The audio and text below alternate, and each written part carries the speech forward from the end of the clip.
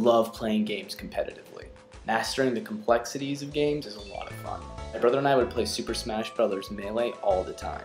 He'd play as Captain Falcon. Show me your moves! I would play as Ganondorf. While he'd beat me every time, show me your moves! I'd beat just about anyone else. It's very satisfying to win in that game, and the gloating is just icing on the cake. When I found out Pokemon had a competitive aspect to it, I jumped online, scoured the forums, and tried to find out how to make the best Pokemon I could. I have logged in over 250 hours in Pokemon Black, but only 10% of that would be me actually playing and battling with my Pokemon. The other 225 hours spent playing Pokemon Black was me catching a ridiculous amount of Dittos, hatching a ridiculous amount of eggs, and killing a ridiculous amount of Patrats, Frillish, and Stunfisks. I have never played a game that requires this much of a time investment before you can actually start playing the game.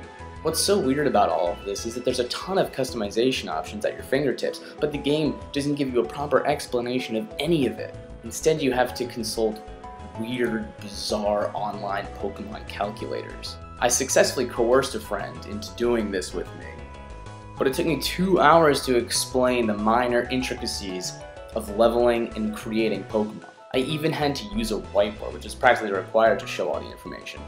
Another friend of mine caved in too, but he gave up pretty quickly because of how many Dittos he had to catch and how long it was taking him to do that.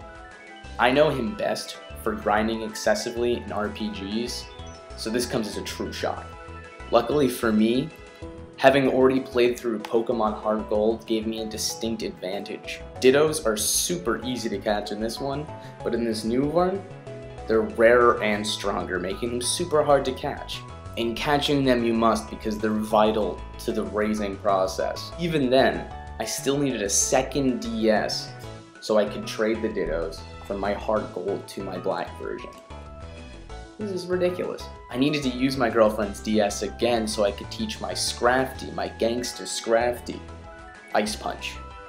The absolutely elaborate process I had to endure was this. I had to catch a Kyogre, I don't know if I'm pronouncing that right, in Heart Gold. Level it up until it evolved to a Hitmonchan, who then learned the move Ice Punch.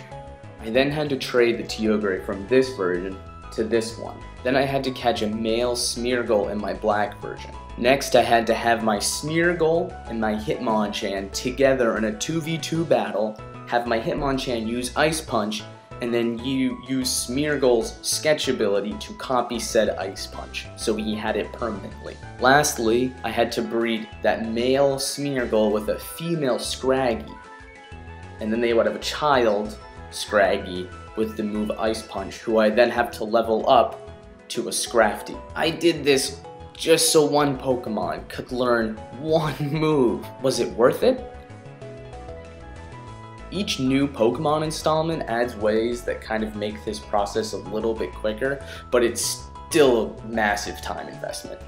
I'd rather play something like Super Smash Bros. Melee, show me a move, that rewards playing the game as opposed to Pokemon, which rewards preparing to play the game.